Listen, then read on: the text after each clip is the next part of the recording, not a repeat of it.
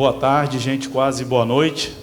Primeiramente, em nome do Findes, acho que de todos os que aqui estão presentes, gostaria de agradecer a presença de vocês. Para nós é uma honra ter aqui o privilégio de ter, usando aqui o termo, né, tubarões sentado para poder dividir com a gente um pouco do tema que eu mais gosto e que mais me sinto confortável.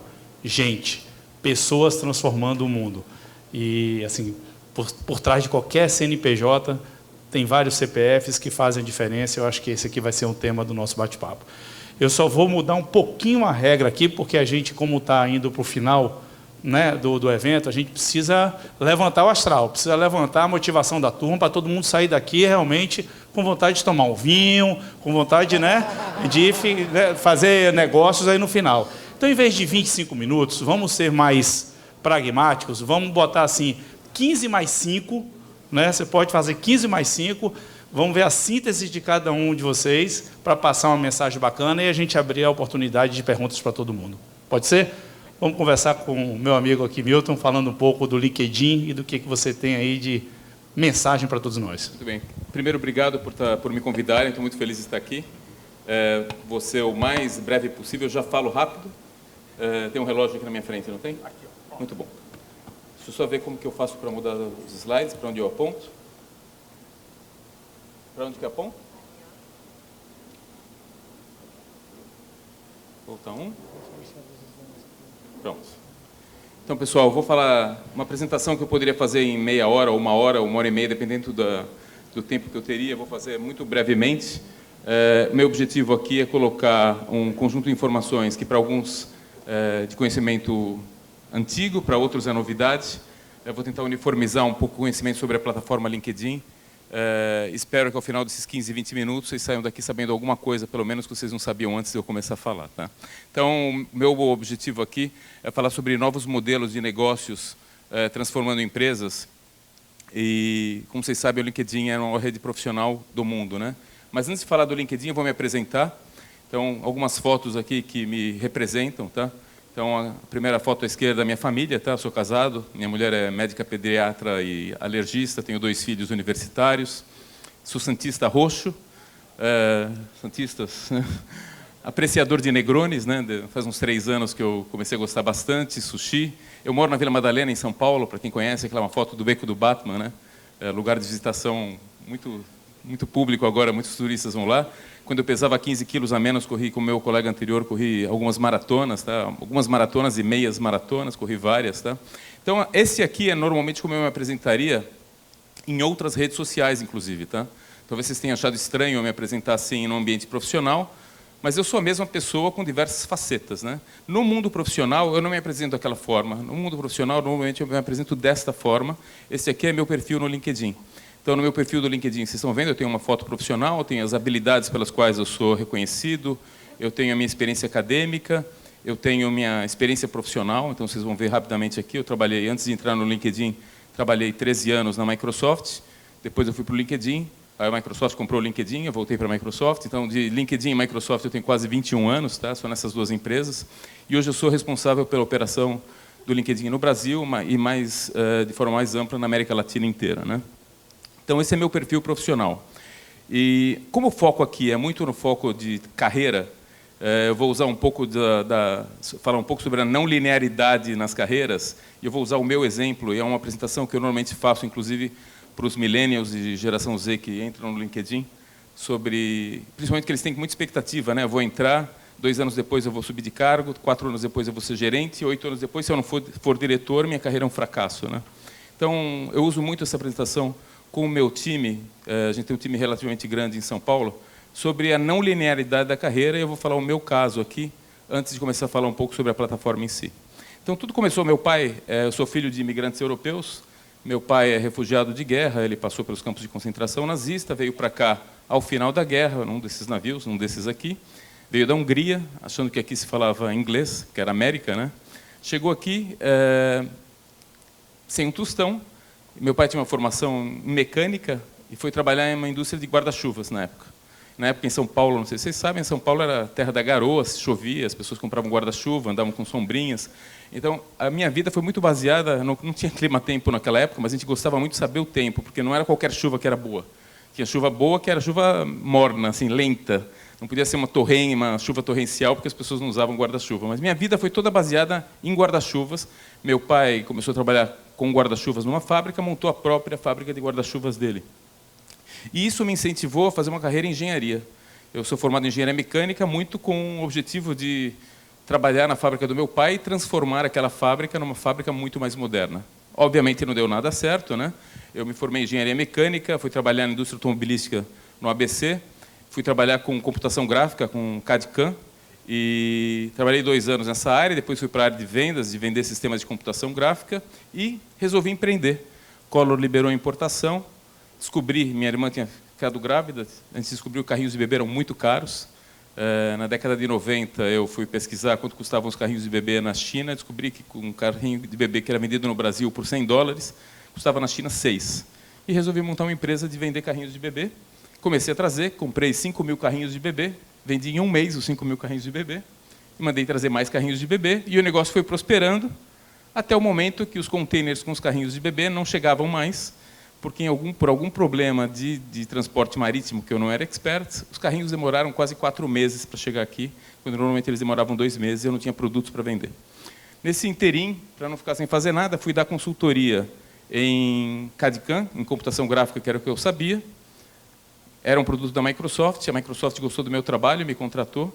Fiquei 13 anos na Microsoft, fechei a indústria de carrinhos de bebê, meu negócio de carrinhos de bebê, e tive diversos trabalhos na Microsoft. Meu último, eu era responsável pela área de entretenimento e varejo, e lancei um videogame no Brasil, talvez alguns conheçam, o Xbox, tá?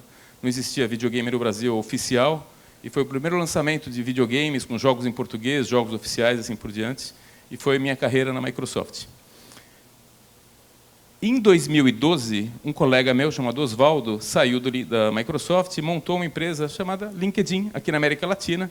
Aquela primeira foto é o nosso escritório, tinha ele, e eu fui a primeira pessoa a ser contratada aqui na operação. E hoje a gente está com um escritório em São Paulo, quase 5.000 metros quadrados, com mais de 300 pessoas, operando em mais de 53 países aqui na América Latina. E eu falo um pouco dessa carreira aqui, porque assim, muito disso aqui não foi planejado. Eu não imaginei que guarda-chuva ia me levar para a indústria automobilística no ABC, e a CAD/CAM, e a carrinho de bebê, e a videogame, e vim parar no LinkedIn. E é um pouco do que a gente fala para as pessoas e novas gerações, sobre a falta de... A gente não tem um controle sobre todas as etapas da nossa carreira profissional, mas a importância que você tem de estar se atualizando o tempo todo, de entender as nuances do mercado, e entender que as características que te levam a um ponto na sua carreira não são as mesmas características que vão te levar a um novo ponto nessa carreira. Então, esse mundo de trabalho está mudando, o mundo é muito mais competitivo em termos a concorrência por talentos é muito grande, as habilidades que se necessita hoje são muito diferentes das habilidades que necessitavam em tempos passados, e a necessidade, a tecnologia está muito disruptiva. Então, coisas que a gente acreditava que iam durar para sempre, a gente já sabe que não duram para sempre. Quem viu a Blockbuster, viu a Kodak, viu outras empresas fechando, não imaginaria que aquelas empresas fechariam na velocidade com que fecharam. Então, o mundo do trabalho está mudando. O LinkedIn faz várias pesquisas para analisar essas mudanças no mundo do trabalho. Esse aqui é o resultado da nossa pesquisa de 2019, que mostra as habilidades comportamentais mais procuradas em 2019. Então, antes, as empresas buscavam um foco muito grande só nas habilidades que a gente chama de hard skills, habilidades técnicas, mas hoje as empresas reconhecem que um percentual grande dos fracassos dos profissionais nas empresas estão relacionados à falta de comunicação, à não capacidade de trabalhar em grupo, à não capacidade de trabalhar em ambientes onde a opinião deles não é aceita, ou eles têm que trabalhar em situações que na qual eles não estão confortáveis. Existe uma busca maior por pessoas que se preocupam com inovação, que trabalham em ambientes de diversidade. Então, essas são as habilidades comportamentais mais buscadas em 2019. E as habilidades técnicas mais buscadas, muitas delas não existiam há 5, 6 anos atrás, relacionadas com computação em cloud, em nuvem, tá? Com inteligência artificial, com machine learning, com desenho de interfaces e assim por diante. Então, é meio óbvio que as carreiras estão mudando, os profissionais estão mudando, precisam mudar. Isso aqui está muito alinhado com a missão do LinkedIn. A missão do LinkedIn é conectar os profissionais do mundo para fazê-los mais produtivos e bem-sucedidos em suas carreiras, seja nos empregos atuais, seja em novos empregos, seja trabalhando em novas empresas ou empreendendo por conta própria. Essa é a missão do LinkedIn e é uma coisa que a gente faz aqui, trabalhamos aqui o dia inteiro para executar essa missão. E o LinkedIn, contando um pouco da história para vocês, para compartilhar, é um site que começou em 2003, ao final do primeiro mês. Essa cara é do primeira versão do site. Em 2003, ao final do primeiro mês, ele tinha 4.500 usuários. E hoje ele é uma rede de 650 milhões de profissionais. Tá? Então, hoje a gente cresce a rede 2 novos usuários por segundo. Tá? Então, se eu for falar 20 minutos, são 1.200 segundos. Ao final da minha apresentação, nós vamos ter mais 2.500 usuários com perfis na rede. E esse comportamento se reproduz também na América Latina. Então, hoje, no Brasil, nós temos 38 milhões de usuários. A gente cresce 12 mil novos usuários todos os dias. Então, todos os dias a gente tem 12 mil novas pessoas criando perfil no LinkedIn e mais de 90 milhões na América Latina. Então, um crescimento bastante grande que cobre profissionais e estudantes. Então, de forma geral, o que o LinkedIn faz? Ele mapeia a economia mundial. Então, a gente tem hoje 650 milhões de profissionais na rede, 30 milhões de empresas representadas na rede, 20 milhões de vagas de trabalho, 50 mil habilidades e 90 mil escolas. Com isso aqui, você tem uma representação digital de uma grande parte da economia mundial. Isso aqui é muito bom para fazer com que o LinkedIn atinja os objetivos que se propõe em sua missão. E o nosso objetivo é fazer conexão a oportunidades. E esse objetivo de conectar oportunidades, ele se demonstra na prática de forma diferente para usuários e para empresas. Tá? Então, para o usuário, o objetivo é avançar a carreira. E para a empresa é trabalhar com inovação. Então, falar muito rapidamente, vocês aqui todos, como empresários e indivíduos, vocês atuam nas duas áreas. Vocês têm seus interesses pessoais como usuários e vocês têm seus interesses como empresários ou como executivos de empresas. Então, como usuários, o objetivo de vocês é ter um perfil na rede para fazer conexões, criar networking, para se manter informado, ler conteúdo, participar de grupos de discussão, conhecer pessoas, conhecer empresas, se expor. Então, você se expõe na rede e você tem a chance de aplicar para vagas, para trabalhos e alavancar sua carreira. Então, esse é o objetivo principal por um usuário estar na rede. É por isso que 39 milhões de usuários estão na rede. Para as empresas, os objetivos são outros. Tá? Existem basicamente 3 grandes objetivos que as empresas utilizam o LinkedIn, que é criar equipes de sucesso, marketear melhor e vender melhor. E eu vou falar agora em... Quanto tempo eu tenho? Quanto?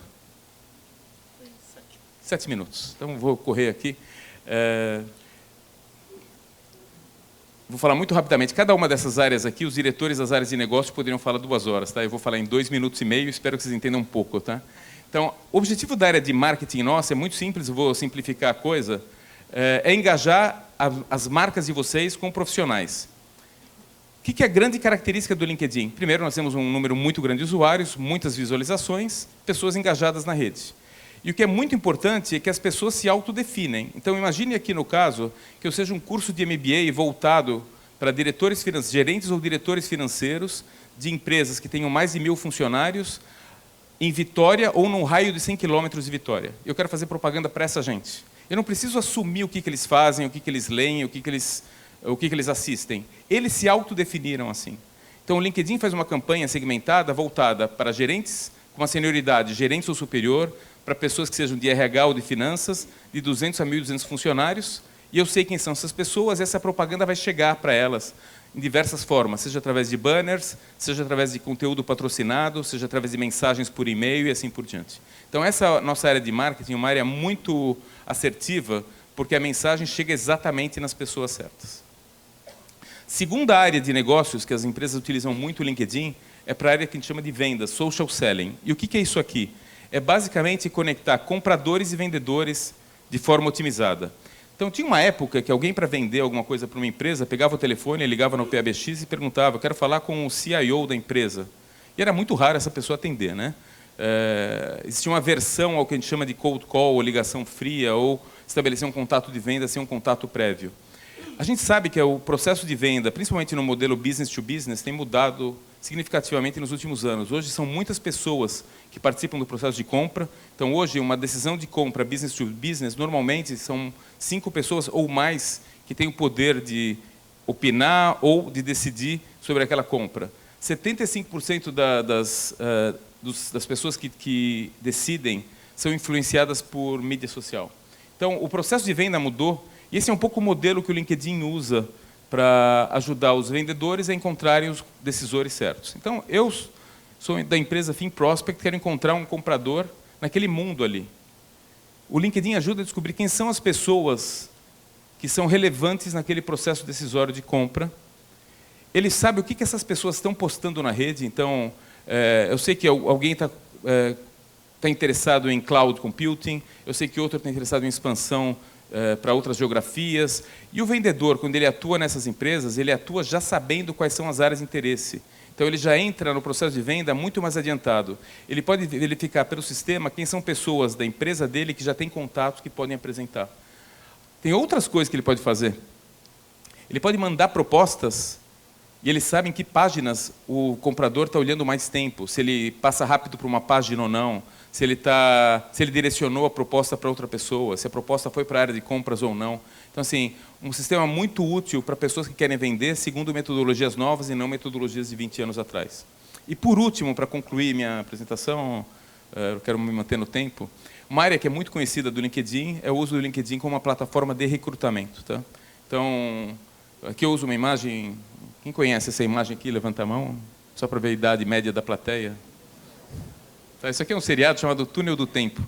Passava de terças e quintas e intercalava com Terra de Gigantes. Estou entregando minha idade aqui. Mas isso aqui era uma volta no tempo, e eu vou falar isso aqui basicamente para explicar como que era. Tá? No passado não muito recente, as empresas, quando buscavam um profissional, elas publicavam essa vaga no jornal, ou na porta da loja, ou colocavam na porta da fábrica, estamos buscando profissionais desse tipo. Né? E as pessoas aplicavam, levavam um currículo em mãos, ou mandava pelo correio, e era esse o processo. A maioria das vagas eram pessoas que mandavam currículo, eram selecionadas, e lá no topo da pirâmide organizacional, as empresas escolhiam, catavam a dedo para contratar um novo diretor financeiro, um novo diretor de marketing, sistemas sofisticados, consultorias sofisticadas, para escolher a dedo 2 ou 3 ou 4 executivos para a empresa. Esse era um modelo que evoluiu com a chegada da internet para um lugar onde algumas empresas decidiram, de vez eu ter minha vaga no Estadão, ou na Gazeta, ou no Jornal de domingo, eu vou ter sites de emprego, e as empresas começaram a postar essas vagas nos sites, e pessoas interessadas em aplicar iam lá e aplicavam. Então, assim, o processo que antes era manual de mandar um currículo, agora era automatizado, porque o currículo ia por e-mail dentro da internet. O LinkedIn ele mudou esses paradigmas, porque o que acontece no LinkedIn é que, vou pegar o caso brasileiro, com os 39 milhões de usuários que a gente tem, 31 milhões desses usuários não estão buscando emprego, mas aceitariam conversar sobre oportunidades de emprego se fosse uma oportunidade correta. E essa informação, esse banco de dados não existia. Tá? Então, os sites de emprego, normalmente, o que eles têm a lista de pessoas que aplicam para uma vaga específica que estão buscando emprego. Mas é muito comum que alguém que esteja empregado não faça isso, porque ele está relativamente feliz no emprego dele, mas ele poderia mudar se fosse alguma coisa mais interessante. Os recrutadores começaram a olhar o LinkedIn como uma fonte de achar esses talentos. Achar talentos que poderiam mudar de emprego, achar os melhores profissionais, independente de eles estarem buscando ou não. Isso gerou toda uma nova dinâmica no mercado, onde as empresas começaram a usar o LinkedIn para mostrar quem elas são. Então, as empresas começaram a criar páginas dentro do LinkedIn, mostrar como é o dia a dia dentro da empresa, postar suas vagas no LinkedIn, criar interações com candidatos, e a partir daí se criou um ecossistema no qual se tornou uma plataforma número 1 hoje de busca de talentos no mundo. Tá? Então, hoje a gente tem aqui no Brasil mais de 4.000 clientes corporativos, e é muito raro você ver alguma empresa de recrutamento ou um recrutador que não utilize o LinkedIn para recrutar. Então, em resumo, para finalizar, eu vou deixar meu endereço de contato aqui. Se alguém tiver algum ponto que gostaria de abordar que eu não tive tempo de falar aqui, por favor, entre em contato comigo pelo meu e-mail, mbeck@linkedin.com. E o que eu quis mostrar para vocês, sumarizando, é que algumas coisas que eram feitas e pareciam muito bem feitas há 5, 10, 15 anos atrás, existem formas melhores de fazer hoje. Seja no marketing, seja no recrutamento, seja na forma de vender, existem coisas novas. Obrigado para vocês. Obrigado, Milton. Foi 1 minuto antecipado, parabéns, valeu. Acho que vão vir muitas perguntas, eu acho que aí vai ser legal, porque aí a gente vai interagir mais.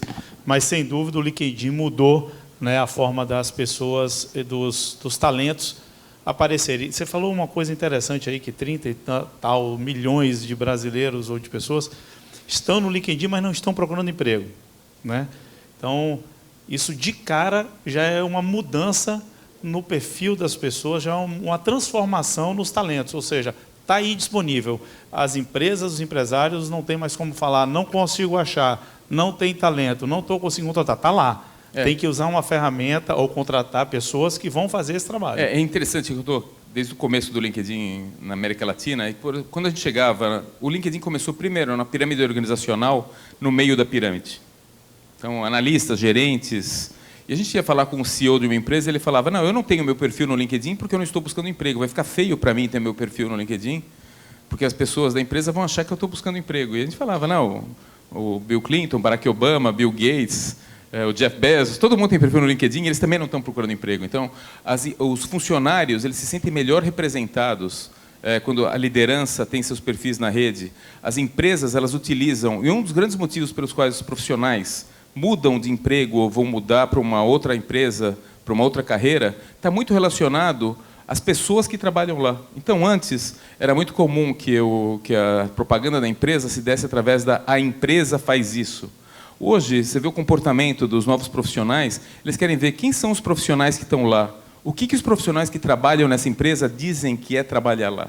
Então, é muito menos uma mensagem top-down de uma empresa para o público, e é muito mais uma comunicação 1 a 1 entre diversos profissionais que estão conectados, que sabem que as informações chegam, independente da vontade da empresa.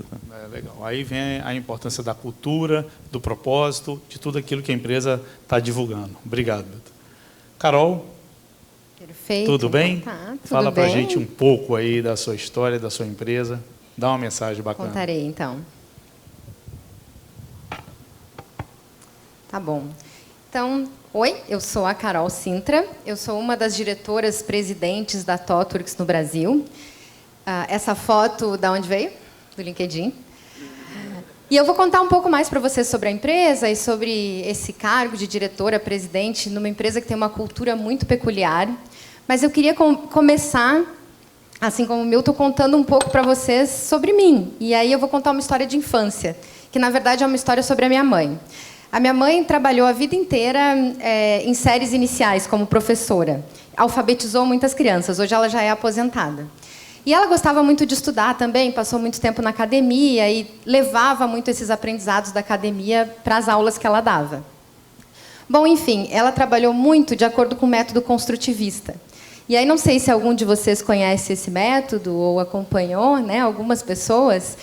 O que acontece? Nesse método construtivista, as crianças vão aprendendo a ler e escrever, mas elas não têm aquela cartilha, vovó viu a uva, junta sílabas.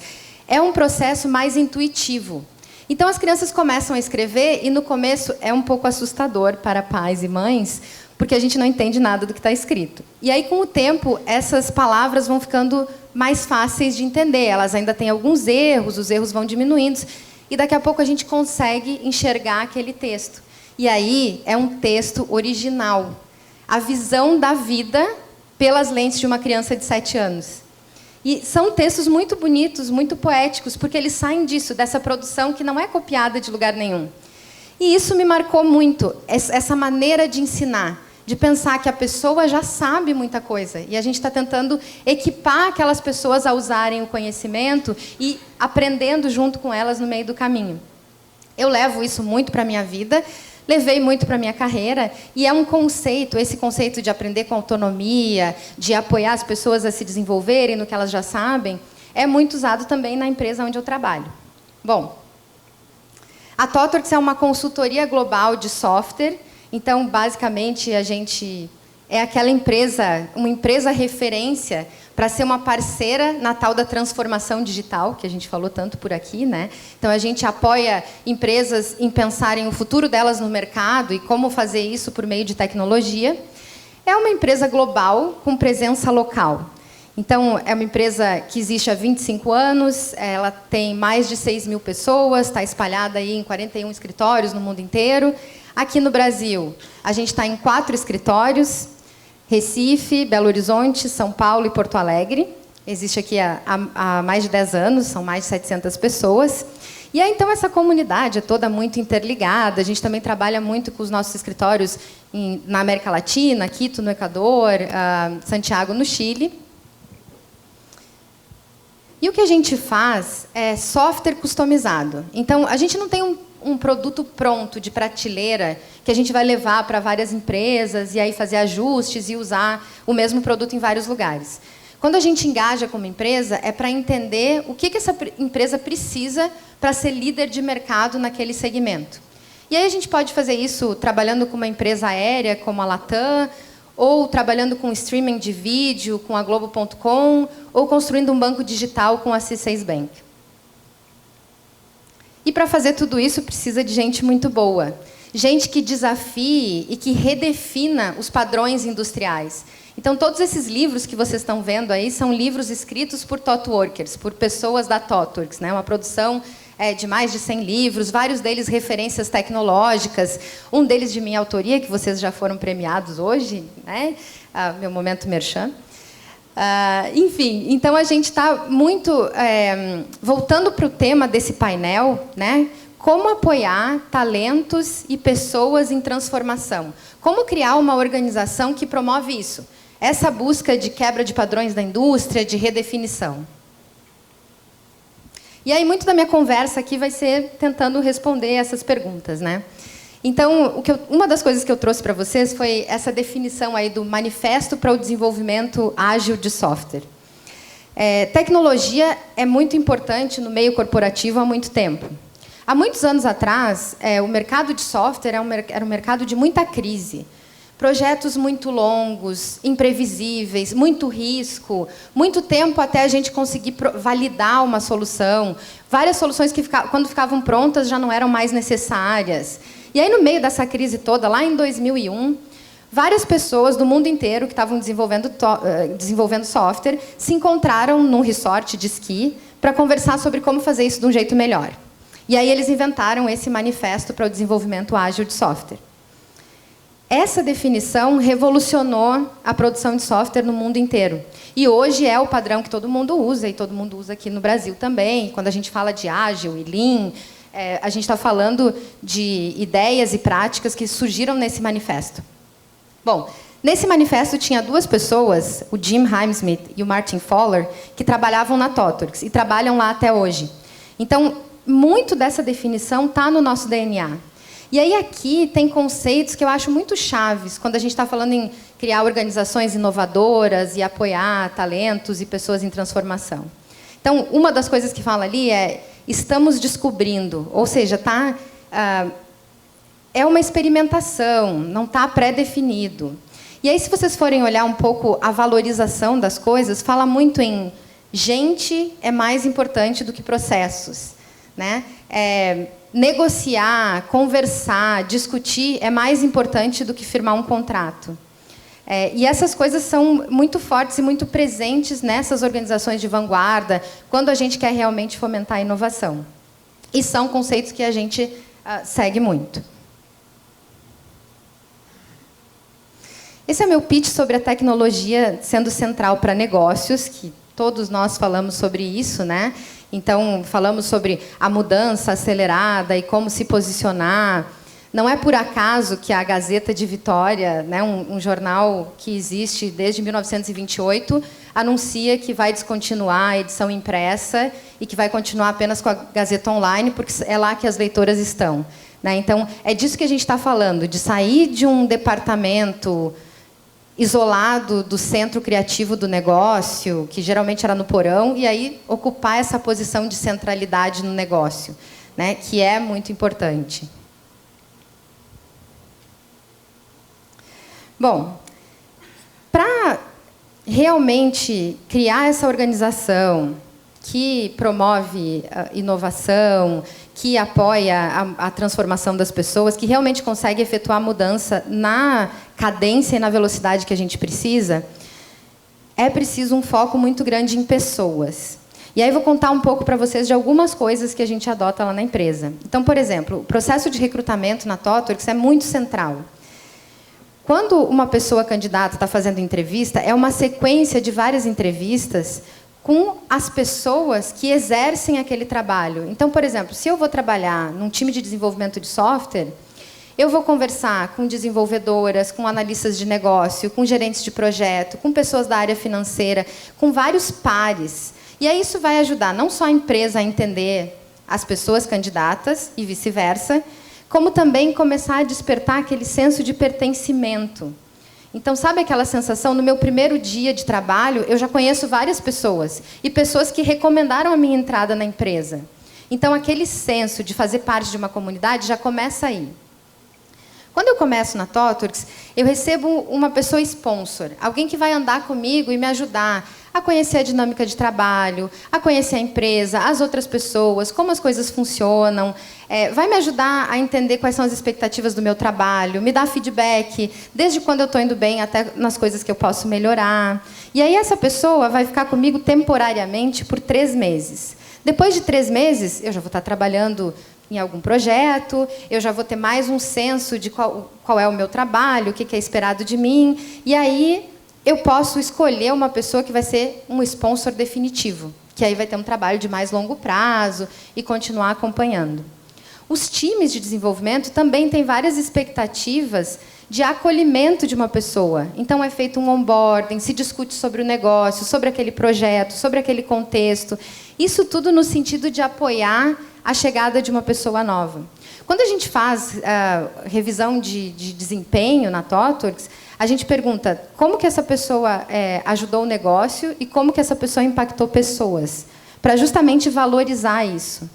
Isso tudo que eu contei para vocês é o que a gente fala de uma cultura de cultivo e apoio, que basicamente é essa cultura de trazer, receber as pessoas, ajudar para que elas se desenvolvam e tudo mais. Bom, uma outra coisa que eu queria contar para vocês, provavelmente vocês já ouviram falar muito, né, da importância do propósito e como isso é importante nas organizações e como atrai pessoas e como atrai talento e como mantém. Eu acho que quando a gente fala de propósito, tem muito aquela sensação assim meio fake, meio cínica, sabe? Tudo bem, vamos falar de propósito, tem essa missão escrita na parede, e aí a gente tem que se sentir bem e amar a empresa. Então, tem muito esse sentimento de cinismo, né?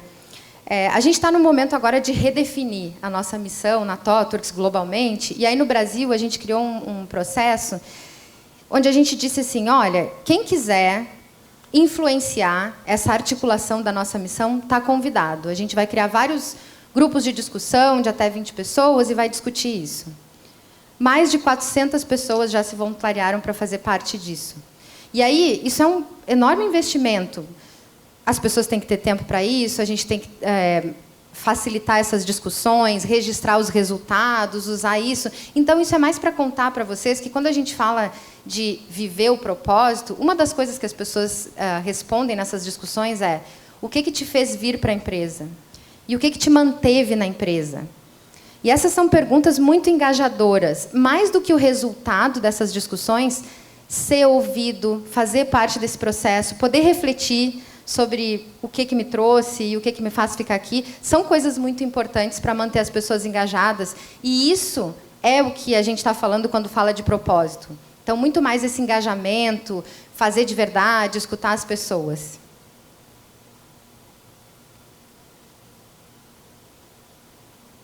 Bom, contei para vocês, né, então, várias iniciativas desse cultivo e apoio, e esses prêmios que estão aparecendo aí, eles têm muita relação com o que acontece com uma empresa quando a gente está realmente focado em pessoas e cuidando do desenvolvimento e dando esse apoio. Né? Então, o Great Place to Work, vocês conhecem bem, né, teve a premiação hoje.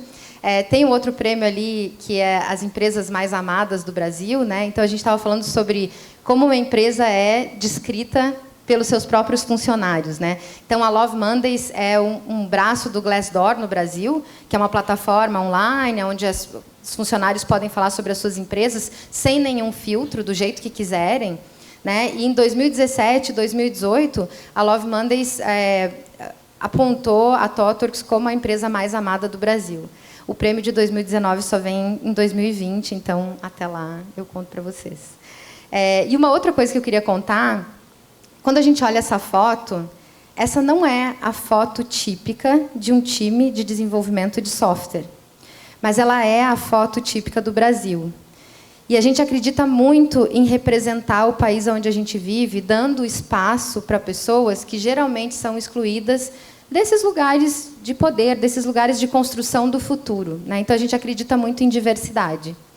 E aí, quando a gente investe nisso, tem uma série de vantagens competitivas que acabam vindo desse investimento, né? Bom, esse então, né, eu estava falando para vocês do Momento Merchan. Esse livro conta... Eu falei para vocês, né, que a gente escreve muitos livros, compartilha muito conhecimento. A gente acredita... Eu estava tendo até um papo com o Roberto, da Coca-Cola, que falou no painel aqui antes de nós, sobre como as coisas que a gente faz podem ser úteis para a comunidade, né? Então, às vezes, a gente descobre como resolver um problema ou uma dinâmica de trabalho, e aí isso pode ajudar muita gente. E, ao invés de proteger a nossa propriedade intelectual, a gente acredita muito em compartilhar, em fazer isso junto com todo mundo e, assim, melhorar a indústria, melhorar os padrões que a gente vê por aí.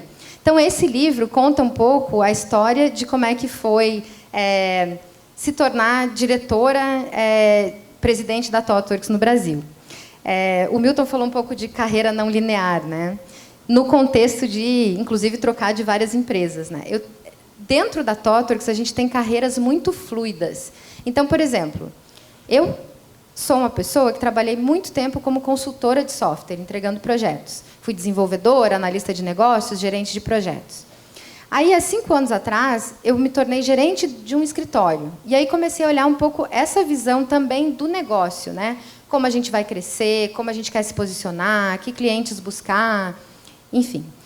E aí, progredindo nessa jornada, acabei me tornando diretora-presidente. A Natália Menren, que é diretora de marketing da TOTWORKS no Brasil, está aqui com a gente hoje. A Natália é uma cientista social e poetisa que entrou na TOTWORKS dentro do nosso time de recrutamento. E hoje está liderando a nossa área de marketing. Então, a gente trabalha muito com essas carreiras não lineares. E aí, nesse livro, a gente conta um pouco como é que é ter essa carreira não linear, como é que foi a nossa construção de liderança conjunta, né? 2 mulheres gerindo uma empresa de tecnologia, em par. Então, falamos muito sobre isso, podemos discutir aqui também nas nossas conversas. Essa é a Gabriela Guerra, que escreveu o livro comigo. A Gabriela saiu desse papel, e aí a Marta assumiu. A Marta é uma advogada, que era a nossa diretora do jurídico. Aí, depois, ela se tornou diretora de recrutamento. E aí, nessa área de recrutamento, que não tem nada a ver com o background dela, ela conseguiu deixar a área 4 vezes mais produtiva em 6 meses de trabalho. E a Marta foi crescendo, e quando a Gabi saiu, a gente convidou ela para ser a minha nova par. E ela aceitou. E 1 semana depois, ela descobriu que estava grávida. E aí ela trabalhou comigo durante 9 meses, e a gente conseguiu fazer muita coisa, muitas conquistas nesses 9 meses. Agora, segunda-feira, a Marta voltou da licença de 6 meses, e aí está de volta comigo. Então, que é o que mostra que a gente não precisa olhar para as mulheres com esse medo de, e aí, como é que vai ser? Será que está naquela hora? Como é que ela vai dirigir uma empresa assim? É desse jeito. Bom, falei muito, né, de foco em gente.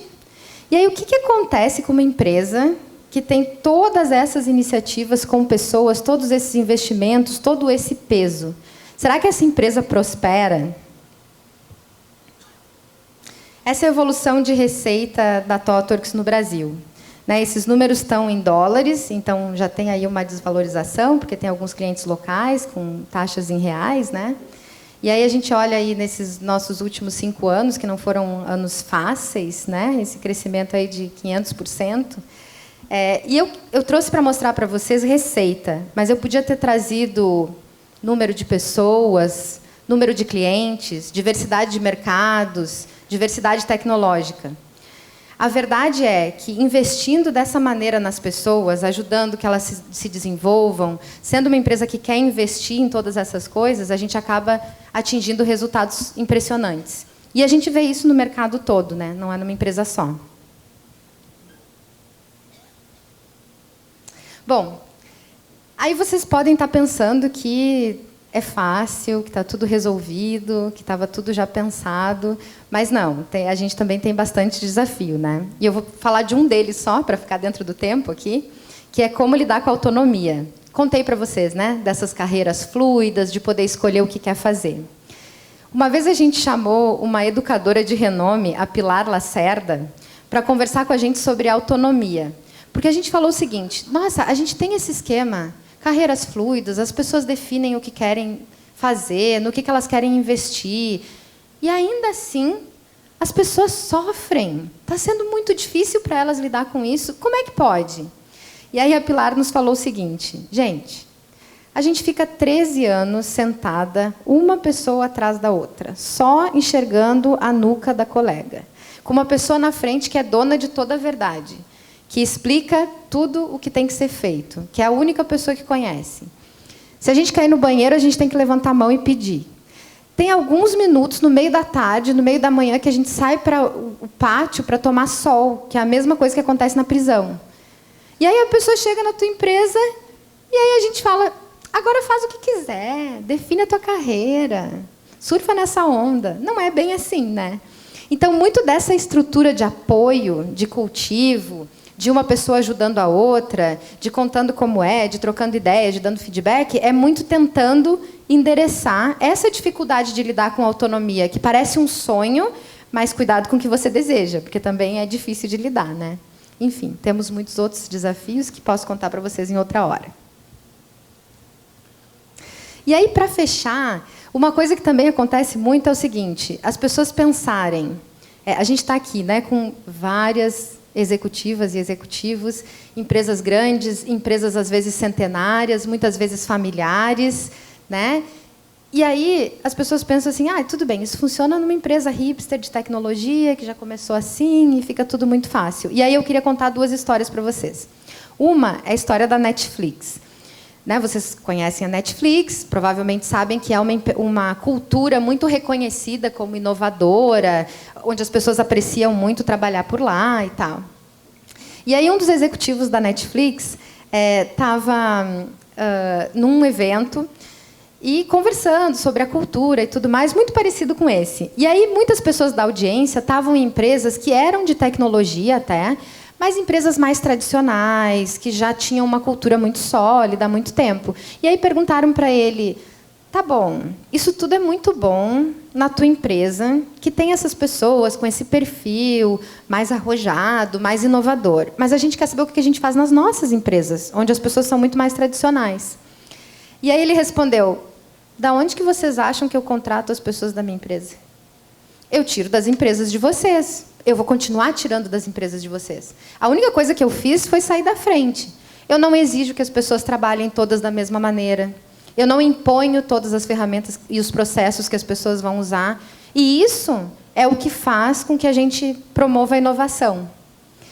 E aí, o trabalho que a gente faz na TOTWORKS, e essa é a segunda história, é um trabalho de consultoria. Então, a gente chega em empresas, muitas vezes centenárias, muitas vezes onde a cultura é passada de pai para filho, de mãe para filho, e, às vezes literalmente, e aí a gente tem que implantar um sistema de geração de software que não existe sozinho. Ele precisa, como vocês viram lá no slide do Manifesto Ágil, de muitas mudanças culturais. E então a gente precisa que a empresa mude também.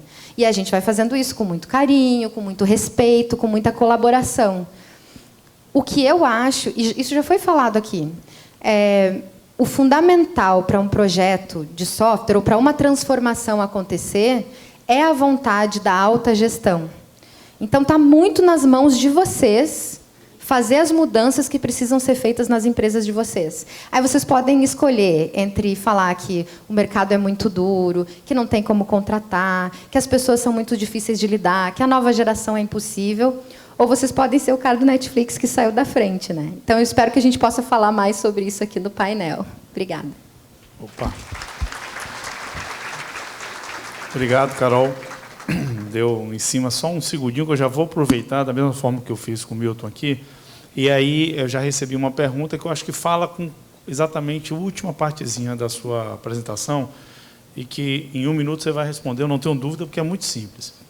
Que desafio. A pessoa disse aqui, fez um texto, eu vou resumir, tá? Não está nas palavras, não.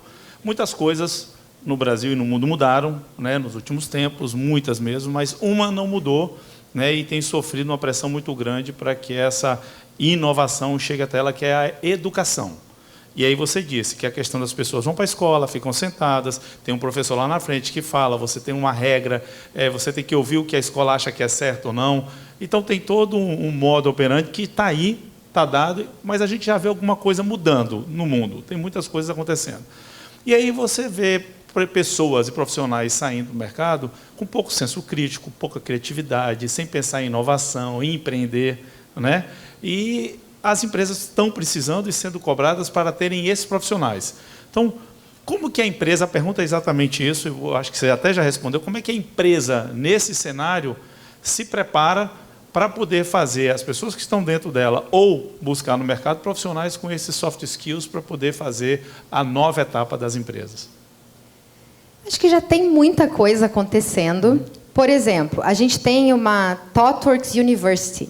Então, uma pessoa que entra no começo da carreira na ThoughtWorks, ela passa 6 semanas na Índia ou na China, em imersão, numa universidade que foi criada só para absorver novos talentos. Isso também, prática de mercado, várias empresas fazem isso. A gente estava conversando sobre a VEG. Então, já tem toda uma conversa sobre como trabalhar, como se portar, como desenvolver essas soft skills, como desenvolver hard skills, então, habilidades técnicas mesmo. Então, várias empresas fazendo isso, essa entrada assim, com mais preparação. Tem muitos convênios com universidades, com cursos técnicos. Isso também está acontecendo bastante. Então, acho também que as empresas vão ter que tomar responsabilidade de formar esses profissionais que a gente não está encontrando, tanto do ponto de vista técnico, quanto do ponto de vista de soft skills, e muito dessa cultura de cultivo e apoio, de entender como ajudar as pessoas a se desenvolverem, que nada mais é, quando a gente fala de carreira fluida e todas essas viradas, é a história do aprender a aprender, as habilidades que a gente quer ver no futuro. Então, como ajudar as pessoas a desenvolverem isso? Acho que uma forma também é a sociedade, de forma organizada, ir à academia, ir à escola, se envolver, conversar, pautar esses temas para que as universidades e as escolas também se sintam pressionadas a mudar e agregar nas suas grades curriculares coisas novas. Obrigado. Sem dúvida. Meu querido amigo Joseph Tepperman, é isso? Bora. Sócio fundador da Inert, por favor. Vamos lá, vamos aproveitar o momento. Vim falar do futuro e do presente do trabalho. E eu começo mostrando uma bolinha vermelha no nosso cérebro que representa a amígdala cerebral. A amígdala cerebral faz parte do nosso cérebro primitivo e ele é responsável pelo sentimento medo. E quando a gente fala de futuro do trabalho, a nossa amígdala cerebral é ativada o tempo todo, é ela que faz a gente sentir medo. Do que a gente tem medo? Das máquinas substituírem a gente. E as máquinas já estão substituindo a gente há bastante tempo. Está mudando de formato, está ficando com formato humano. Não sei quantos de vocês já viram, mas esse robô ativa a nossa amígdala cerebral, para quem ainda não viu. Numa situação de guerra, o que ele vai fazer? Dá para lutar contra um robô desse? Eu acho que não. Esse é o warehouse da Amazon e do Alibaba. Quando a gente faz os pedidos nos Estados Unidos, e se fizer no Amazon Now, chega em até 2 horas. Eu testei na Califórnia, chegou em 45 minutos, eu não consegui entender como, porque de propósito, para testar, eu pedi itens bem desconexos, tipo um hard drive, um travesseiro de avião e, sei lá, um tripé de câmera fotográfica. E falando de futuro do trabalho, acho que é importante falar de carro autônomo. E o dia que eu vi esse vídeo que está passando agora, eu entendi o que o carro autônomo enxerga. Ele enxerga muito mais que a gente. E a gente fica com bastante medo de o que vai acontecer com os motoristas de caminhão, com os motoristas de táxi, a hora que o carro autônomo dominar as ruas. Esse cara chama Thomas Frey, é um futurista americano, e ele fala, fica tranquilo, não vai acontecer só com uma profissão, vai acontecer com 50. Por outro lado, a tecnologia é uma máquina de gerar oportunidades. Libera as pessoas dessas funções mais operacionais e deixa as pessoas sendo um pouco mais humanas, na minha opinião. E aí o que eu digo é que a gente precisa escolher que lente que a gente vai usar, porque o futuro ele chega e atropela independente da nossa vontade. E eu vejo 4 opções. Primeira opção, ser passivo e reclamar. Tem muita gente que faz isso, não agregam. A segunda opção é menos mal, que é reagir e correr o risco de chegar atrasado. Tem uma terceira opção que eu considero boa, que é ser proativo ou proativa e abraçar as mudanças, acho que é muito boa. Mas a quarta opção, que é criar o próprio futuro, é a que eu recomendo para todo mundo. É mais arriscada. No meio do caminho, dá um monte de coisa diferente, né, Milton, do que você planejou, mas o resultado acaba sendo muito bom. Segundo antídoto, tem que ter um plano A e tem que ter um plano B. Vocês concordam? Eu discordo.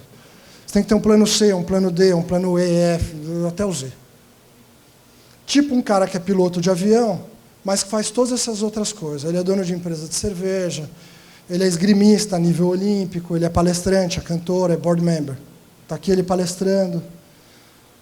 Quase foi para as Olimpíadas de 88, mas resolveu sair em turnê. A cerveja chama The Trooper, já tem gente que reconheceu quem é, né? Conselheiro dessa empresa, e ele pilota o próprio avião quando ele vai em turnê, e é o cara de cantor de heavy metal, ele chama Bruce Dickinson. Esse é o link para as informações do lançamento do livro. E ali está meu e-mail, jt@init.com.br. Obrigado. Cris, chegou a sua vez. Conta pra gente aí essa sua história. Será que o pessoal está acordado ainda? Ficou, pode levantar, pode desfilar. Vamos falar boa noite, né? Boa noite, pessoal. Olha aí como tá fraco, tá vendo? Boa noite ou não? Ah, olha aí, acordaram. Eu sempre fico pro fim, né? Toda vez, é isso? Gente, vou falar em pé também, porque eu não consigo, sou italiana, preciso falar em pé. Bom, eu vou falar um pouquinho do conceito antifrágil. Eu fui apelidada de antifrágil, que eu nem sabia que existia essa palavra. E aí eu fui estudar um pouquinho sobre antifrágil e descobri que no Brasil, né, empreender num país como esse, a gente tem que ser antifrágil. Então é disso que eu vou falar, só que eu não tenho o negocinho. Cadê o negocinho? Bora lá. Então, antifrágil é mais ou menos aquilo que a gente estava falando até agora, todo mundo. Você passar por uma dificuldade ou uma coisa muito ruim que acontece, ao invés de você achar aquilo muito ruim e ficar sentado chorando, você absorve aquela coisa ruim, digere aquela coisa ruim, transforma aquilo e põe para fora com uma inovação, com uma coisa muito nova que vai fazer de você melhor. É mais ou menos o conceito da vacina, né? A vacina é meio isso. Você toma uma vacina quando você está doente, está bem, e aí a vacina entra no seu corpo e ela se transforma numa proteção para alguma coisa melhor. Vou ficar aqui porque senão eu não consigo ver o negócio, viu, gente? Mas eu estou aqui pertinho. Então é isso. E aí como é que a gente faz nos negócios? Toda hora acontece alguma coisa. Como eu comecei, já faz algum tempo, faz 6 meses que eu abri minha primeira empresa, eu passei por 10 planos econômicos, 3 vezes mudaram o nome da moeda, 2 vezes tiraram 3 zeros, foi ou não foi? E aí, eu todo dia acordava de manhã, olhava no jornal e falava, o que será que vai acontecer hoje? Então, você vai aprendendo que você vai pegar aquelas coisas que parecem muito estranhas e vai transformar aquilo numa oportunidade. Eu fiz isso algumas vezes. Eu me lembro que uma vez a Zélia, nossa querida Zélia, todo mundo aqui, ou pelo menos as pessoas um pouco mais velhas passaram por ela, acordou um belo dia e resolveu que todo mundo ia ficar com 50 reais no bolso, sei lá que nome do dinheiro, eu falo 50 dinheiros, não sei o nome do dinheiro daquela época, 50 dinheiros, e aí fez um confisco na conta de todo mundo. E eu lembro que eu tinha uma empresa com 800 funcionários, foi a minha primeira empresa aquela, eu já estou na 5ª, mas aquela foi a primeira. E aí eu cheguei na empresa, as pessoas olharam para mim, né? Porque sempre o líder tem que tomar uma decisão nas horas difíceis. As pessoas olharam para mim e falaram: o que nós vamos fazer agora? Eu falei: não tenho a menor ideia. Começa apagando a luz, porque a gente não tem dinheiro nem para pagar a luz. Os R$50 era menos que a minha conta de luz da companhia. Então você dorme e fala: como é que eu vou fazer, né? E aí eu descobri que, como eu não entendia muito de dinheiro, agora que eu sei mais fazer conta depois que eu entrei no Shark Tank, mas na época, como eu sou dentista, né, não sabia fazer muito conta, nós estávamos vivendo uma hiperinflação maluca, né, 80% de inflação. Então eu trocava o preço das coisas 2 vezes ao dia, e aí eu comparava com o Big Mac e com a caixa de fósforo, só para saber se eu não estava saindo do parâmetro, porque chega uma hora, você muda tanto o preço que você não sabe mais se o preço está certo ou errado. E aí eu fui comprando matéria-prima, material de embalagem, porque eu falei: eu não sei mais onde é que eu ponho o dinheiro, eu não conseguia abrir financeiro, e fui pondo meu dinheiro todo em matéria-prima, material de embalagem. E as grandes empresas, extremamente organizadas, tinham a sua financeira, maravilhosa, transferia o dinheiro para a financeira aplicava, no overnight na época, era uma aplicação de um dia lá. E é isso, a empresa não tinha dinheiro nenhum, o caixa ficava vazio. Quando veio o confisco, o que aconteceu? O dinheiro ficou todo preso na financeira, as empresas ficaram com caixa zero. E não tinham nem o que desbloquear naquela época. E eu também não tinha o que desbloquear, porém eu tinha um monte de estoque de matéria-prima, material de embalagem. O que aconteceu? Uma super oportunidade. No dia seguinte, todos os supermercados que tinham dinheiro, porque obviamente eles têm dinheiro, porque o caixa entra todos os dias, começaram a ligar para comprar produto, ninguém tinha produto para fornecer, porque eles tinham acabado os produtos, não podiam comprar, não podiam vender, estava tudo bloqueado, e até que essa situação se resolvesse, que demorou mais ou menos uns 3, 4 meses, né, por aí. Eu tinha tanto estoque, gente. Só eu vendia. Você chegava do supermercado, tinha assim, a gôndola inteira do meu produto. Eu adorava fazer uma foto, falar: olha, eu sou líder de mercado. Eu era uma empresinha pequenininha, mas naquele momento foi uma grande oportunidade de experimentação de marca. Então, às vezes, uma coisa que parece muito ruim, se você conseguir fazer daquilo, nesse conceito da antifragilidade, uma coisa de fácil, ela se transforma numa oportunidade. E aí eu falo um pouquinho dos pilares do empreendedorismo, que, para mim, são super importantes, que é o que faz a gente conseguir sobreviver.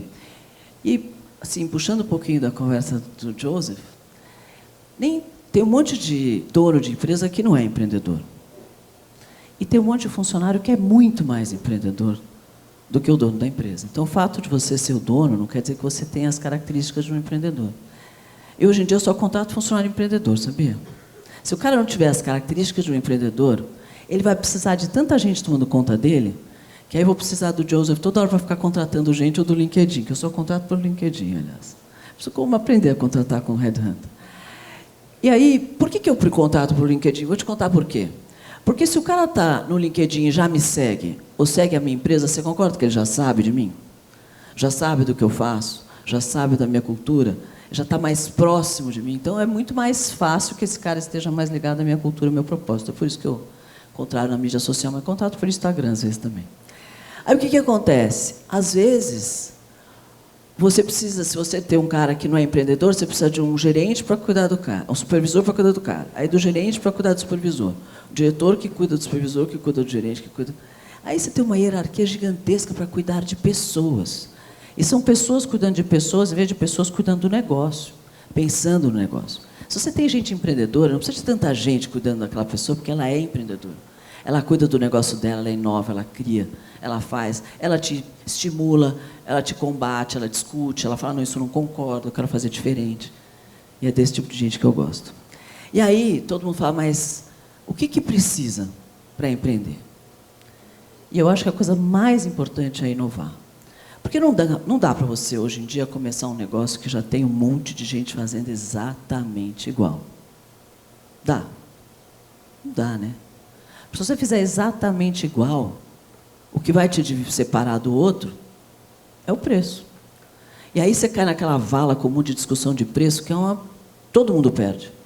Porque aí, se ele está vendendo mais barato do que eu, montei aqui um site de vinhos. Olha só como eu sou corajoso. Estou perdida, né? Montei. Aí, como é que eu vou fazer? Idêntico ao seu. Como é que eu vou fazer para concorrer? Vou ter que baixar meu preço. Aí ele, que é grandão, né, olha para mim e fala: ah, coitada, deixa eu baixar um pouquinho meu preço aqui, só para acabar com ela.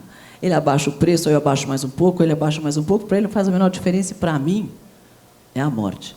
Né? Porque eu não tenho margem, e não tenho estrutura, e não tenho tamanho para competir com um cara grande desse, que para ele abaixar o preço às vezes um pouquinho não vai fazer diferença, mas para mim, com certeza vai. Então, se você fizer um negócio, qualquer que seja esse negócio, eu só acredito nele se ele vier com muita inovação. Opa, acho que eu andei aqui. A segunda coisa é credibilidade, né? Dá para você fazer qualquer coisa, contanto que você tenha credibilidade. O dia que você perde a credibilidade, não tem nada que dê para fazer. E aí eu estava falando um pouquinho com o pessoal do mercado de infoproduto, mercado digital, e eu dizia para eles assim, cuidado, gente. Tem tanta gente aí vendendo coisa que não é verdade, prometendo coisas que não são verdade. E o que acontece quando o consumidor chega lá e vê que não é verdade? Ele desacredita no seu produto, mas ele começa a desacreditar do mercado. A gente já viu isso acontecer. Os grandes grupos de venda por... Como é que chama aquele grupão? Venda de... né? Venda em grupo. Como é que chama isso mesmo? Venda em grupo. As pessoas compravam as coisas, chegavam lá na hora de fazer, o serviço não era bem aquele, o negócio não acontecia. Essas vendas em grupo nos Estados Unidos existem até hoje e funcionam maravilhosamente bem. Hoje, no Brasil, desapareceram. Desapareceram porque as pessoas daquele mercado perderam a credibilidade no Brasil. E se hoje eu montar um grupom e falar, olha, tem ouro em pó aqui, gente, por 10 centavos, vem? Ninguém vem, porque ninguém vai acreditar. E o mercado digital está passando por esse desafio, de parar de vender coisas impossíveis e prometer coisas que não são verdade, porque vão perder a credibilidade. Então, a credibilidade, para mim, é super importante. Outra coisa é coragem, né? No Brasil, se você não tiver coragem, você não consegue fazer nada, porque precisa de muita coragem para sair da zona de conforto. Então, quem é executivo e quer empreender, quem não está muito feliz naquela carreira e quer fazer um negócio, está cheio de gente assim. Eu acho que o futuro do Brasil e o futuro do mundo é o empreendedorismo. Quando a gente começa a falar de desafios de carreiras e desafios de coisas, de negócios que vão desaparecer, cargos que vão desaparecer, o empreendedorismo não vai desaparecer nunca. Sempre vai existir a oportunidade de criar um negócio.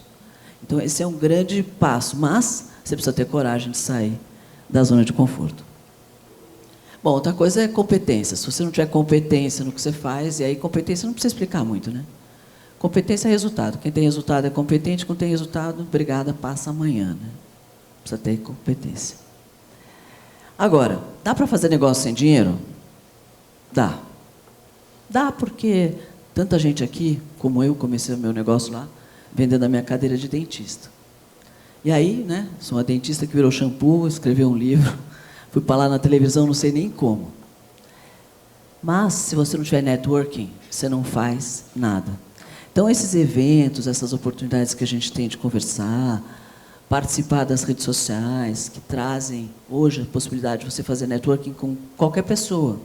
Se eu quiser mandar uma mensagem para o Obama, ele vai receber. Se ele vai responder você, vai ou não, não sei. Mas que ele vai receber minha mensagem, ele vai. Então, antigamente a gente não tinha essa oportunidade. Então, networking é fundamental para você criar qualquer negócio e conseguir escalar o seu negócio. Liderança, porque se você não tiver liderança, você vai ter lá um monte de vagãozinho no teu negócio e você vai precisar que as pessoas estejam conectadas na sua missão, na sua cultura, o que você está buscando. E saber ser líder é bastante difícil, porque, não sei, a cultura é importante, a missão é possível, a propósito, apesar de estar desgastada, essa palavra é super importante.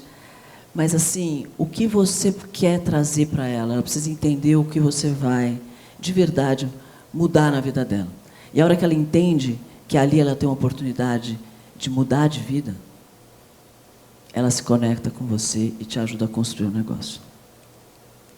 Bom, disposição para desafio, né? Eu acabei de falar, sair da zona de conforto. A outra coisa, a gente tem que saber que o empreendedorismo hoje é muito mais digital do que físico. Os negócios, os shoppings vão virar grandes centros de entretenimento, as lojas vão ter que se transformar, as vendas vão virar digitais, não só no digital do e-commerce, mas como digital 1 a 1, e tantas outras formas de você comercializar e trabalhar. A gente viu aqui vários exemplos muito interessantes. Então, tem que começar a se atualizar. Entender o que vai vir, o como vai vir, de que jeito vai vir, porque se o teu negócio não passa pelo celular, ele vai deixar de existir. E é rápido que ele vai deixar de existir. Então tem que achar alguma forma de se adaptar e adaptar o seu negócio para que ele passe pelo celular das pessoas. Porque, por mais que a gente não queira, essa é a realidade. As pessoas vão comprar pelo celular, vão vender pelo celular, vão se relacionar pelo celular, vão viver, e tudo vai acontecer por ali. Vão buscar a loja, vão buscar entretenimento, vão buscar a viagem, tudo é o celular. Então, o seu negócio passa pelo celular, ele está morto. É isso aí, a gente tem que, para sobreviver às mudanças, precisa estudar e entender desse mercado. Esse aí é rapidinho meus mandamentos de empreendedorismo, e eu termino, porque eu já falei bastante sobre eles, eu tenho pouco tempo, termino falando de empreender em você. Eu acredito muito que, para você conseguir empreender, primeiro a gente tem que empreender na gente mesmo. A gente tem que ter saúde, tem que ter bem-estar, tem que estar com a autoestima em dia. Porque se a gente chegar numa reunião com a autoestima baixa, você já chega lá vendido, né? Já não consegue fazer mais nada. Então, eu acredito muito que a gente tem que empreender na gente mesmo para conseguir de verdade construir alguma coisa e mostrar ao que a gente veio. Pode mudar aí? Então tá aí. Eu acho que é nadar, agir como um tubarão para a gente conseguir vencer num país como o Brasil. É isso aí, obrigado.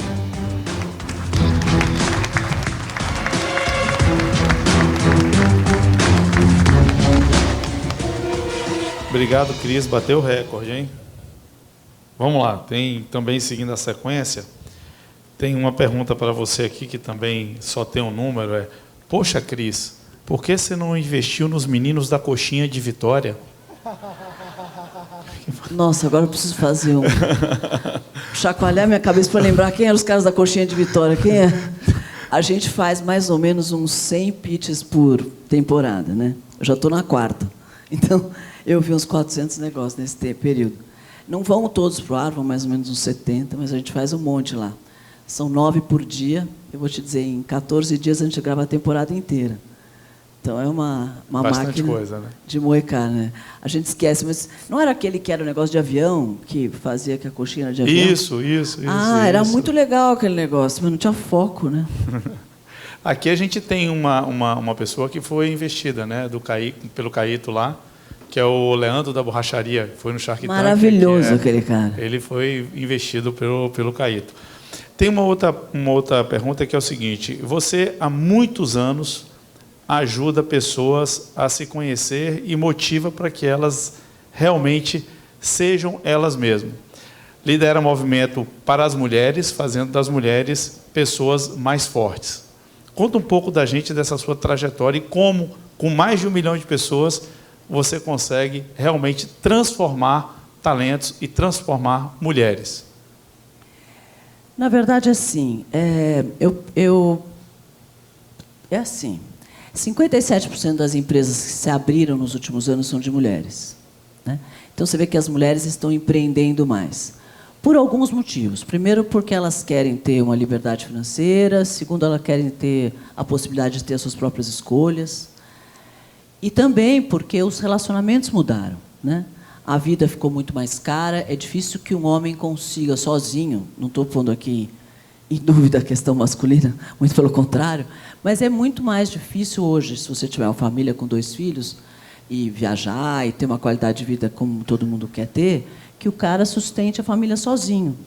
Então, mesmo que ela tenha um relacionamento, ela precisa, às vezes a família precisa que os 2 sejam fonte de receita, né? Então, elas têm mais que empreender, elas têm que empreender ou sair para o mercado de trabalho. E aí, para a mulher sair para o mercado de trabalho é mais difícil por conta de horário, e filhos, e periquito, papagaio, então elas resolvem empreender e por isso que elas estão empreendendo. O problema é que as mulheres... E aí vou voltar para trás um minuto. E mais uma coisa, né? 57% dessas empresas são de mulheres, né? Porém, 43% das empresas femininas são os lares são administrados por elas. Quer dizer, elas pagam 100% da conta, porque não tem parceiro, não tem marido, não tem irmão, não tem ninguém trabalhando com elas. Então, elas têm essa responsabilidade. Porém, o número ruim dessa história é que 66% dessas empresas femininas fecham antes de 4 anos. Então, elas não conseguem perpetuar os negócios. E por que não conseguem? Ou porque elas não têm conhecimento de gestão, ou porque elas não têm persistência, ou porque elas não têm resiliência, ou porque elas não têm alguns skills muito importantes para empreender. E aí eu resolvi começar a falar sobre isso para ajudar com que as mulheres perpetuem os seus negócios. E aí comecei a fazer esse trabalho, e aí cada vez mais eu estou viajando aí pelo Brasil com essa missão de fazer as mulheres empreenderem e escalarem os seus negócios, passarem para a segunda fase. Porque é fácil quando você começa com um negócio, vou fazer bolo em casa. Tá bom, ela começa fazendo bolo e vende para o prédio, vende para o vizinho, e o negócio está indo bem, ela fica feliz. Mas está tudo misturado, o dinheiro dela com o dinheiro da empresa, é a geladeira dela que guarda o bolo, não é? É o dinheiro dela, a geladeira dela que guarda o bolo, ela não tem o custo fixo, porque é o apartamento dela, ela não faz a conta. E aí, quando o negócio começa bem, que ela pega o primeiro pedido assim, de um casamento, que ela tem que fazer 300 bolos, ela começa, não, eu preciso alugar um lugar, eu preciso de uma cozinha maior. Aí, a hora que ela dá esse passo, ela não sabe fazer essa conta, ou ela não consegue fazer essa gestão desse negócio, porque ela nunca pagou imposto, porque ela nunca teve que fazer a conta da parte financeira como direito, porque ela não sabia fazer o custo, porque ela nunca apropriou o custo direito. E aí, o negócio não vinga. Ela bate a cabeça, 2, 3, e quando ela vê, o negócio desandou. E é um pecado, porque existem muitos negócios muito legais que desandam nesse momento. Então, esse é o meu trabalho. E aí, eu já sei o que vou fazer aqui. Gente, eu tenho uma história muito legal para contar para vocês. Você deixa? Deixa, você tem 4 minutos e 30. Então, eu tenho 4 minutos e eu vou pedir para essa pessoa falar 3 minutos dos meus 4. Eu vou contar 1 e ela vai contar 3. Influenciar pessoas e motivar pessoas, eu sempre falo que é o começo, né? Você motiva, mas se a pessoa não tiver comprometimento e disciplina, ela não segue aquilo. Porque a motivação é só o primeiro passo. E eu faço muito isso, né? Motivar as mulheres a fazerem as coisas. E aí, quando tem uma história de sucesso, aquilo faz eu fazer mais e melhor, sabe? Me dá a responsabilidade de fazer mais e melhor. E a primeira vez que eu venho para Vitória, na minha vida, e tem uma pessoa que eu influenciei, que é daqui de Vitória, que uma vez ela me mandou uma mensagem pelo direct, me contou a história dela, e por acaso ela está aqui hoje, eu vou chamar ela aqui no palco. Ela chama Roberta. Você vem, Roberta? Cadê ela? Vem aqui. Roberta. Isso aí não está no script. Essa menina era de uma... Pode, não está no script, está liberado. Ela não está no script mesmo, por isso que eu pedi licença. Você deixou agora, aguenta. Roberta, dentro do tempo, hein, Roberta? Senão não desmaia. Você aqui, Roberta, não desmaia. Obrigada. Então, ela vai... você só tem 3 minutos. É que nem Shark Tank, hein? Você tem 3 minutos para contar a sua história e dizer como é que é motivação e como é que é compromisso. Melhor uma história real do que qualquer coisa que eu dizer para vocês. Vai lá. Bem, 3 minutos, né? Roberto? Isso é melhor do que encomenda, né? Eu nasci em uma aldeia de pescadores. Não sei se alguém aqui já ouviu falar em Perocão, Guarapari. Já? Já? Vende peixe.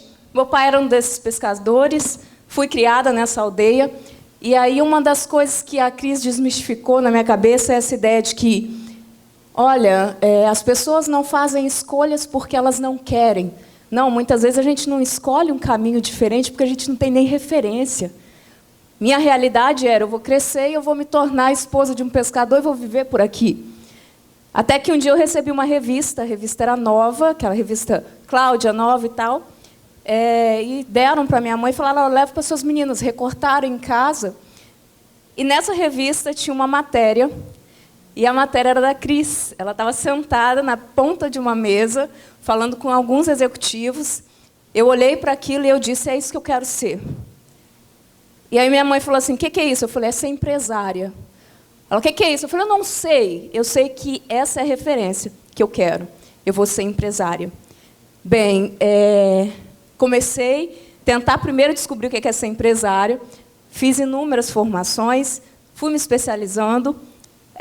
Há um tempo atrás, a minha empresa foi matéria no jornal local. E aí foi muito legal, porque na hora de tirar a fotografia, a minha equipe falou assim, vamos tirar foto. Ele falou, Rô, faz a pose da Cris.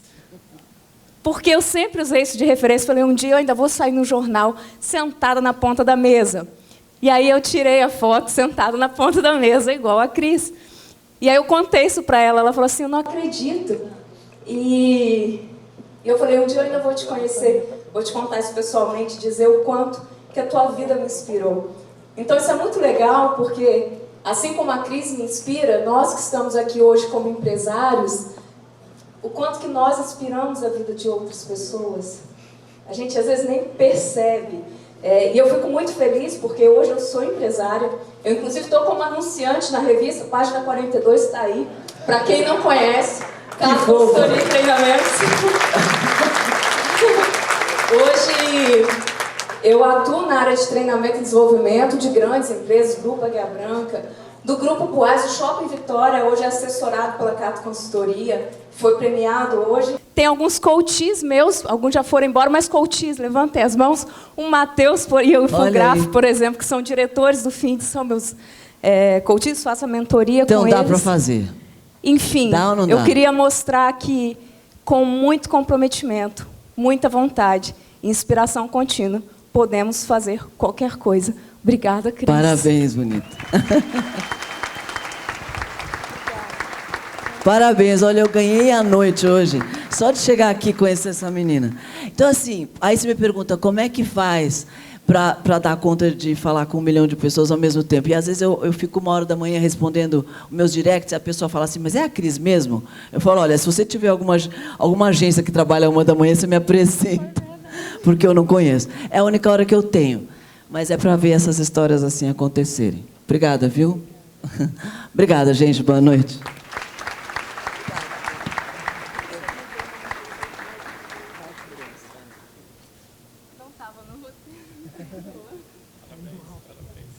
Parabéns, linda história. Bom, gente, a gente está finalizando aqui o nosso painel. E histórias como essa, eu acho que nos colocam até numa outra vibração, né? Todos nós aqui, empresários, executivos, mas acima de tudo, seres pensantes, temos uma responsabilidade e somos diariamente, a cada segundo, analisados e acompanhados por outras pessoas. Então, é muito importante sermos as referências positivas, referências do bem, porque a gente tem que transformar casos como esse em milhões de casos, né? Porque são milhões de pessoas que vão ser impactadas, que podem mudar de vida e que podem ajudar outras vidas, e esse ciclo tem que ser positivo. Para fechar, já agradecendo, eu vou fazer uma pergunta, e aí rapidamente a gente responde, eu acho que cada um dando o seu ponto de vista, e aí de forma bem pragmática, né? A gente vê todo mundo falando de propósito, a gente vê falando de carreira, de talento, ambiente de trabalho, empresa moderna, empresa tech, tudo é uma sopa de letras infinita. Quando o bicho aperta, o primeiro departamento que vai embora é o RH. É o primeiro departamento que 99% das empresas começam a cortar. Não precisa de tanto de gente, deixa aqui a galera, eu cuido. Geralmente o dono da empresa ou alguém mais não, eu fico aqui, tomo conta das pessoas, vamos resolver. E é uma incoerência, né? Porque todo mundo fala que precisa de talentos, quer talentos, vamos investir, vamos inovar, mas na hora do vamos ver, na verdade não faz isso. Então, qual mensagem a gente poderia deixar para esse público extremamente importante para o dia de hoje e para o futuro desse nosso estado, que vai impactar o país, quando essas pessoas pensarem em talentos, reter talentos, atrair talentos? Qual seria a mensagem final para a gente poder fechar com chave de ouro o nosso painel? Eu acho que parte da liderança. A liderança tem que acreditar que você ter equipes boas traz vantagem competitiva para a empresa.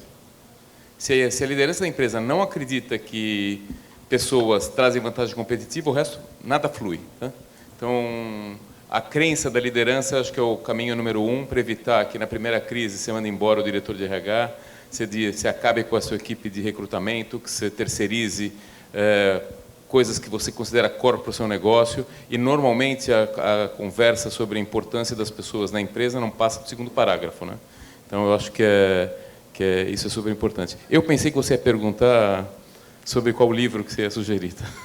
Então, assim, como eu estou com isso aqui desde do painel anterior, e eu li um livro que me marcou muito esses dias aqui, eu vou aproveitar que tem 700 pessoas aqui.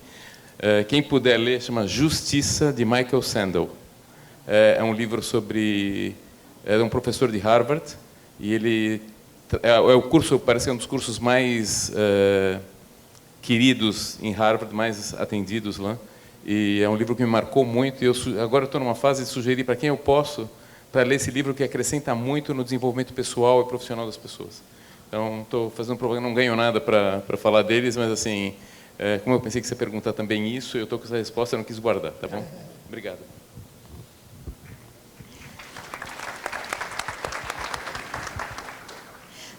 Eu vou desafiar a premissa, hein? Eu acho que no mundo de hoje, na necessidade de talento que a gente está vendo, e aí falando de empresa de tecnologia, e acho que isso acontece em várias empresas especializadas, né? A gente está desesperado para olhar talentos e para trazer pessoas e tudo mais. Uma das coisas que eu vejo é muito essa habilidade de identificar o que é uma pessoa que pode fazer parte, né? E daí a Cris falava um pouco, né? Tem que ser empreendedor, senão não vai servir, não vai enxergar o que eu faço. Eu vejo muito essa habilidade espalhada na empresa inteira. Então, ter essa visão que, às vezes, a gente pensa que é de RH, que é uma visão de desenvolver pessoas, de identificar talentos, de entender como fazer, acho que trazer isso para a empresa inteira também acho que é uma tendência muito forte. E se a gente vai fazer livros, né, tem um livro chamado Reinventando Organizações, que o autor é o Frederic Laloux, e é um livro que fala o seguinte: empresas que vão ser empresas do futuro, empresas que passam para um próximo patamar, que conseguem escalar, que garantem resultado. Ele ficou estudando esse tipo de empresa e levantou vários padrões que definem essas empresas. E tem uma conexão muito grande entre essas empresas e gestão de gente, né? Como tratar pessoas, como levar isso em consideração. Então, acho que é a dica que eu daria. Legal. É para fazer livro ou não? Você que decide. Eu começaria com os livros do Jim Collins. E eu tive uma sorte, eu ouvi os livros do Jim Collins no Audible. E é ele narrando o livro, então é uma delícia. Em algum momento eu só ouvi, em outro eu peguei o livro para ler enquanto eu escutava também. Experiência imersiva. E o próprio Jim Collins, eu acho interessante, no Good to Great ele fala do Leader Level 5, que é um líder que coloca a instituição e as pessoas acima do seu próprio ego. E ele coloca, muito bem colocado, que não é para você tentar motivar as pessoas. Interessante isso, né? Porque a gente sempre escuta que tem que motivar as pessoas. Ele fala, contrata pessoas motivadas. Só que toma um cuidado tremendo para não desmotivá-las. Que é um negócio que a gente é craque em fazer. Em relação a quem levar, como fazer para levar as pessoas motivadas, eu acho que eu acrescento que a gente tem que tomar muito cuidado com os falsos positivos e os falsos negativos. É muito comum a decisão de contratar vir por quem vai melhor na entrevista. Só que a gente não está contratando alguém para fazer entrevistas, a gente está contratando alguém para trabalhar. Então tem que ouvir também o que não é dito e não cair na armadilha de perder quem não vai bem na entrevista, que eu chamo de falso negativo, e de não contratar o que foi melhor na entrevista, que seria um falso positivo. Olha, eu acho assim, as pessoas estão um pouco mimadas também. Eu sou um pouco da velha guarda, onde eu acho que tem algumas coisas que têm que ser feitas e têm que ser executadas e que aquelas pessoas precisam executar aquelas funções. Então, outro dia eu entrei numa empresa super moderna, de tecnologia e tal, e aí tinha gente deitada na rede, tinha o pessoal comendo sanduíche, tinha não sei o quê. Eu virei para o CEO que estava fazendo tour comigo e falei, escuta, tem alguém trabalhando? Porque, assim, tudo bem, entendeu? Mas não sei se precisa ser tão assim. Né? Tem horário de trabalho, porque obrigação é obrigação. Trabalhar dá trabalho. As pessoas precisam saber que horário de trabalho, que elas têm uma função para executar, que tem gente que depende delas, que tem coisas que precisam ser concluídas, que tem tasks que precisam ser executados. Então, não dá para você ter um ambiente de trabalho tão anárquico daquele jeito, que está metade na rede, metade jogando frescobol lá no computador, outros jogando pimbolinha. Aí eu comecei a olhar aquilo. Não é possível, não tem ninguém trabalhando. Sinceramente, tinha menos de 20% das pessoas sentadas na mesa. Então, aquilo, eu não sei, aquilo me deu uma certa aflição. Então, eu acho que o milênio ele é já meio spoiled, né? Ele entra achando que 2 meses depois ele vai ser CEO, e se ele não for, ele vem na tua mesa e fala: escuta, já estou aqui há 2 meses, ainda não fui promovido a ser CEO. Porque eles têm essa pressa, achando que todo mundo é Zuckerberg, que começou e vai ficar bilionário em 1 ano. E a gente não vai, e não é assim. Então, e se a gente ainda dá um ambiente de trabalho com tanta liberalidade, a gente vai estimular isso. Então, é mais ou menos que na educação de filho, né? Antigamente, o teu pai não deixava, tinha que comer não sei de que jeito, agora tudo pode. E aí as crianças quase mandam na casa, né? E aí você começa a criar adolescentes anárquicos, que não sabem seguir regras e normas da sociedade. E aí tudo pode. Então, acho que é a mesma coisa. Eu acho que tudo, nem tanto ao mar, nem tanto à terra. Essa é a reflexão que eu gostaria de deixar. Eu acho que tem um momento onde você tem que ter algumas coisas que são obrigações e aquilo precisa ser executado, o respeito pelas pessoas, o horário, o jeito de se vestir, o jeito de fazer, o jeito de acontecer. Porque aí um leva o cachorro, agora a empresa que agora pode levar o cachorro, aí todo mundo fica brincando com o cachorro. Mas, gente, vai brincar com o cachorro na sua casa, por favor, que aqui não é lugar de brincar com o cachorro. Não sei. Bom, 7h30, rigorosamente no horário, conseguimos cumprir.